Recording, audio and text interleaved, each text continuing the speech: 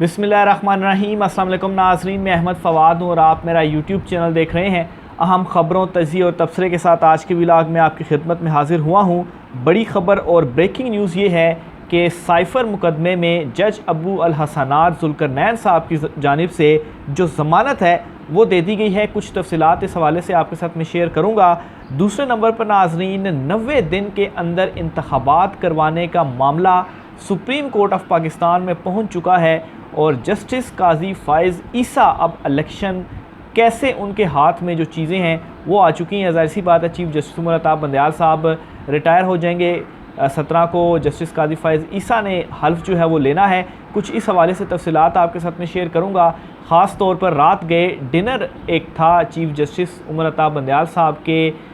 अशाइया था एक बुनियादी तौर पर, वो चुके जा रहे हैं। तो उस अशाइये में तमाम जजेस भी मौजूद थे, मैं भी वहाँ पर मौजूद था। तो कुछ चीफ़ जस्टिस उमर अताब बंदयाल साहब से भी गुफ्तगू हुई, काजी फ़ाइज़ ईसा साहब, जस्टिस काजी फ़ाइज़ ईसा साहब से भी गुफ्तगू हुई। इस गुफ्तगू में कुछ सवालात भी जो है वो हमने पूछे हैं। और डायनासोर का लफ्ज़ क्यों चीफ़ जस्टिस उमर अताब बंदयाल साहब ने अपने लिए इस्तेमाल किया, और ख़ास तौर पर जो फ़ैसला है 90 दिन में इंतख़ाबात का, इस फ़ैसले पर उन्होंने क्या कहा, इस पर भी कुछ इम्पॉर्टेंट और एक्सक्लूसिव डिटेल्स हैं जो कि आज की व्लॉग में आपके साथ में शेयर करूंगा कि चीफ़ जस्टिस साहब जो है वो इस हवाले से क्या उन्होंने सोचा, या काजी फ़ाइज़ ईसा का माइंड सेट क्या है। और ख़ास तौर पर ये जो प्रेसिडेंट ऑफ पाकिस्तान ने लेटर लिखा है, जिस लेटर के बाद ये कहा जा रहा है कि प्रेसिडेंट जो है वो डुअल साइड पर खेल रहे हैं, क्या वाकई प्रेसिडेंट डुअल साइड पर खेल रहे हैं, पिच के दोनों तरफ खेल रहे हैं। और ये जो लेटर उन्होंने लिखा है, बेसिकली अपनी जान उन्होंने एक किस्म की छुड़वाई, क्योंकि पाकिस्तान तहरीक इंसाफ भी और इमरान खान साहब भी प्रेसिडेंट से तारीख़ देने का कह रहे थे।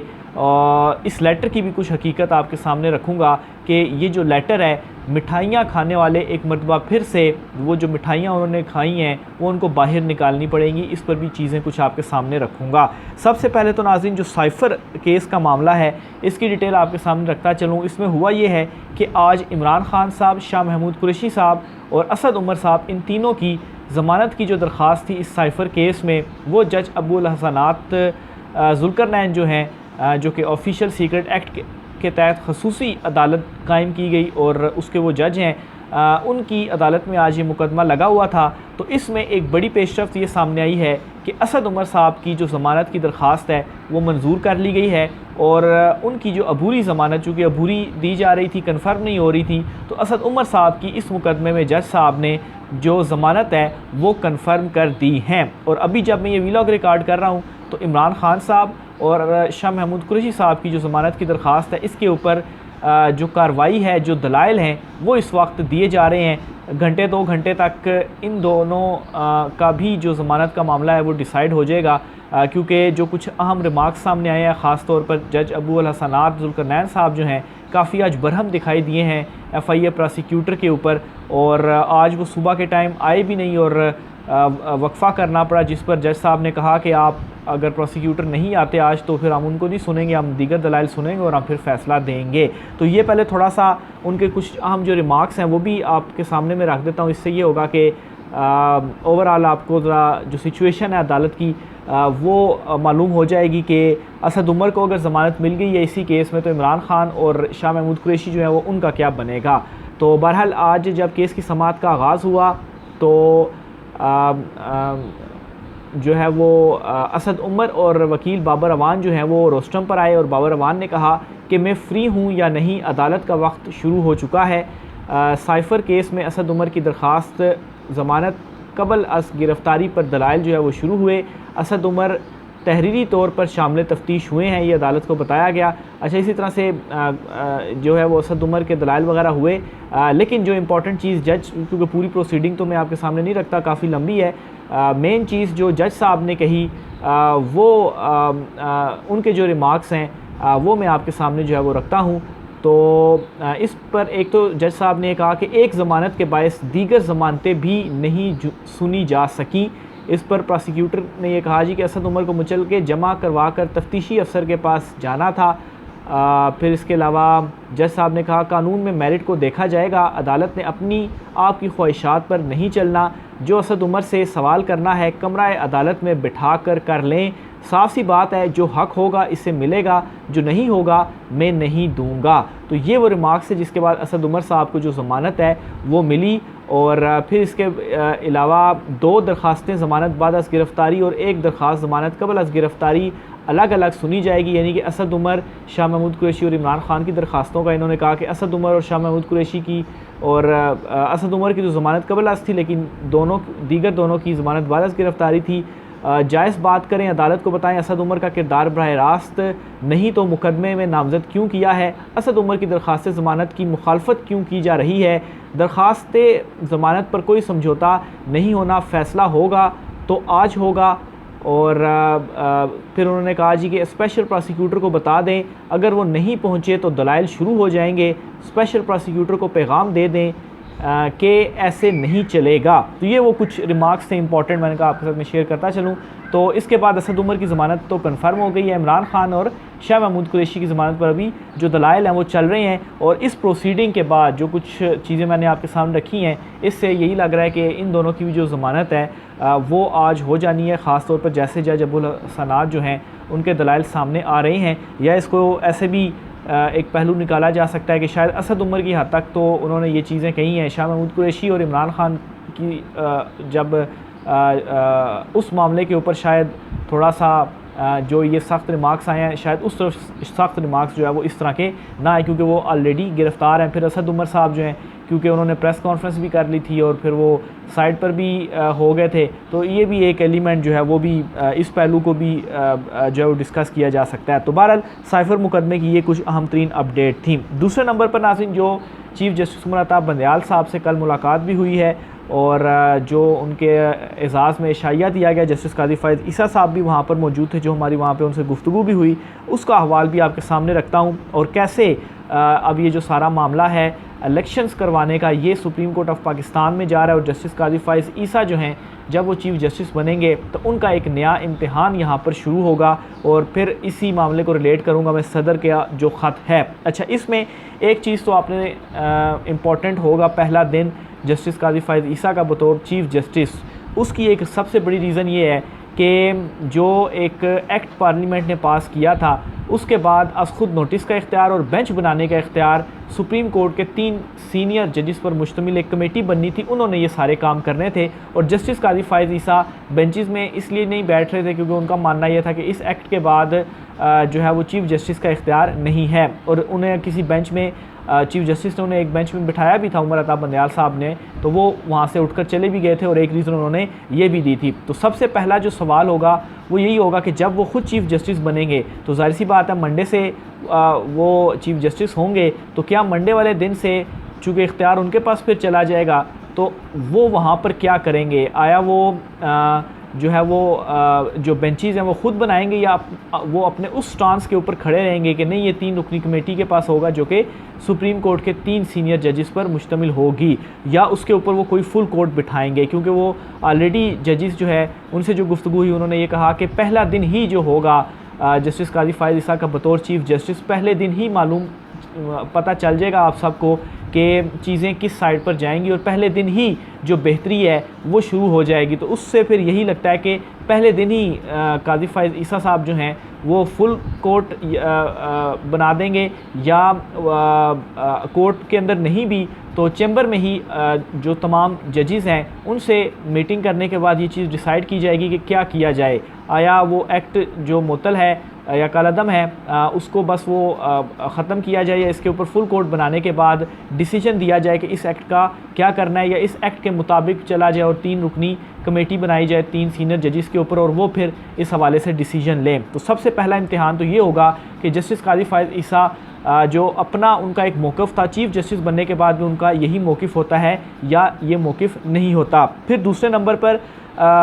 कल चीफ़ जस्टिस उमर अता बंदयाल और काजी फ़ाइज़ ईसा साहब जो हैं ये दोनों बड़े खुशगवार और दोस्ताना माहौल में जो मेरी ऑब्ज़र्वेशन थी, जो हमने उनको वहाँ पर देखा भी, और इन दोनों ने आपस में गुफ्तगू भी की, और इस अंदाज़ में गुफ्तगू कर रहे थे, दोस्ताना लहजे में इनकी जो है वो गुफ्तगू थी, तो कोई ऐसी तलख़ी वहाँ पर नज़र नहीं आई। तो ये एक बड़ी मुस्बत जो है वो पेशरफ्त भी आप इसको कहें कि जो इख्तलाफात ख़ास तौर पर 90 दिन में इलेक्शंस के हवाले से कल चीफ जस्टिस ने ये कहा भी है कि आइन में ये चीज़ वाज़े तौर पर लिखी हुई है कि 90 दिन के अंदर इलेक्शन होने हैं, तो आप बार बार क्यों आते हैं, ये उन्होंने कहा है कल चीफ जस्टिस उमर अता बंदयाल साहब ने कि बार बार आप फिर क्यों आते हैं अदालत के पास जबकि एक चीज़ लिख भी दी गई है। और फिर उन्होंने ये भी कहा कि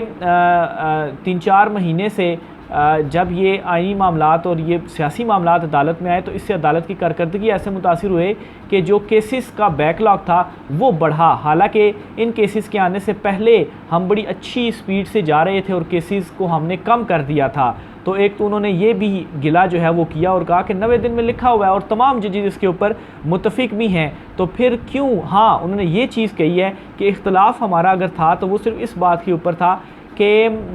प्रोसीजर अडॉप्ट नहीं किया गया कि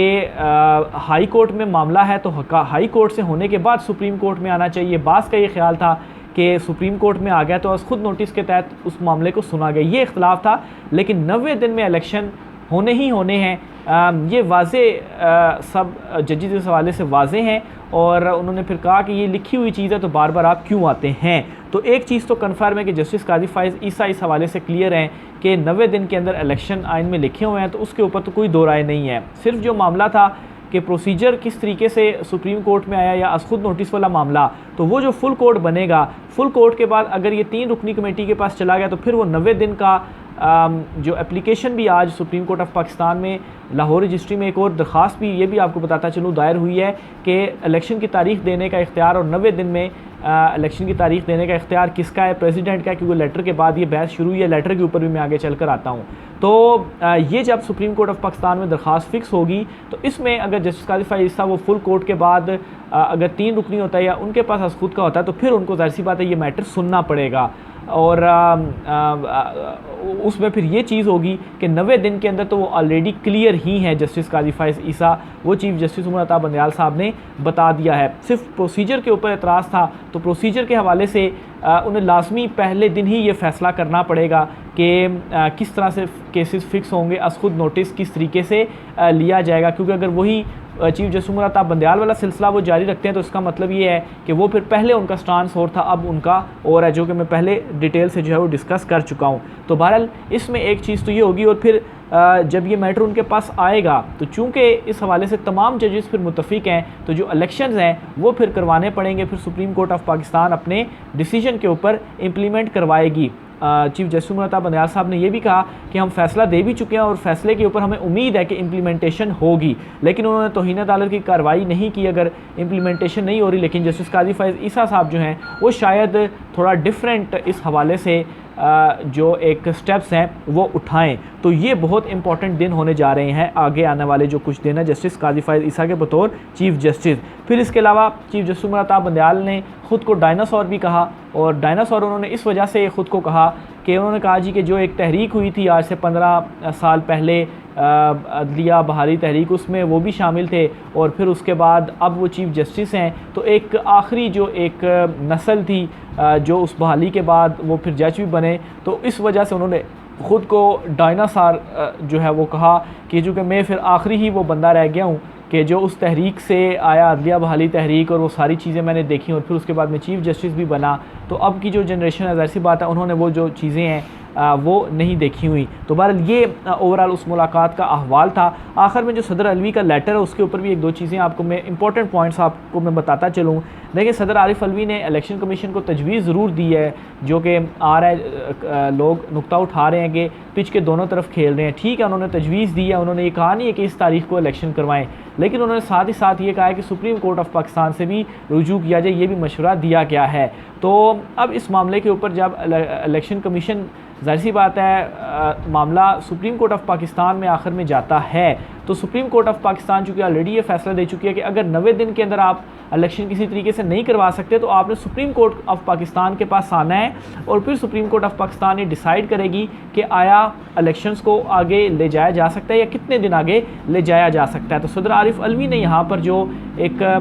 ज़बरदस्त काम किया है वो ये किया है कि उन्होंने सुप्रीम कोर्ट में जो मामला है उस तरफ ले गए हैं। यानी कि अगर इलेक्शन कमीशन ऑफ पाकिस्तान 90 दिन से डिले करता है, जो कि उन्होंने करना है, तो फिर वो खुद से नहीं कर पाएगा, उन्हें election supreme court of Pakistan में जाना पड़ेगा और फिर उसके बाद जस्टिस काजी फायज़ ईसा और ऑलरेडी ये जो एप्लीकेशन वगैरह हैं तो वो इन सारी चीज़ों को देखकर और फिर ये भी देखा जाएगा कि इलेक्शन कमीशन रीज़न क्या देता है कि इतना डिले हम करें इलेक्शंस में। तो बहरहाल 6 नवंबर की दी है, इलेक्शन कमीशन जो है वो जनवरी का कह रहा है, तो हो सकता है कि थोड़ा ऊपर नीचे हो जाए, लेकिन फिर सुप्रीम कोर्ट ऑफ पाकिस्तान इस हवाले से डिसीजन जो है वो करेगी। तो यहाँ पर एक किस्म का इलेक्शन कमीशन भी थोड़ा सा फंसा है। तो इस एंगल से देखा जाए सदर अलवी के ख़त को तो बड़ा इंपॉर्टेंट है। दूसरी तरफ लोग प्रोपेगेंडा ज़रूर कर रहे हैं कि दोनों तरफ पिच के वो खेल रहे हैं, खुद से उन्होंने जान छुड़ाई और बहुत सारी चीज़ें आप सुन रहे होंगे, लेकिन ये पहलू है जो कि कोई भी डिस्कस नहीं कर रहा। राय का सर कीजिएगा, मुझे इजाज़त दीजिए, अल्लाह हाफ़िज़।